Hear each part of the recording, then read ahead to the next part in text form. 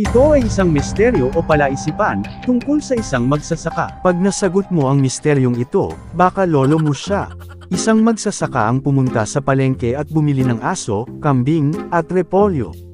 Sa kanyang pag-uwi, ang magsasaka ay dumating sa pampang ng isang ilog at umupo ng isang bangka.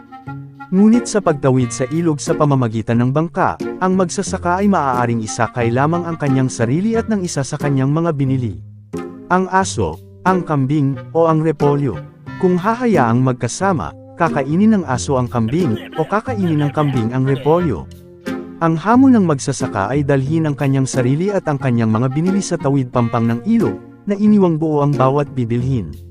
Paano niya ito nagawa? Lagay nyo sa comment kung alam nyo ang sagot. Subscribe na lang din para updated ka sa susunod na misteryo at palaisipan.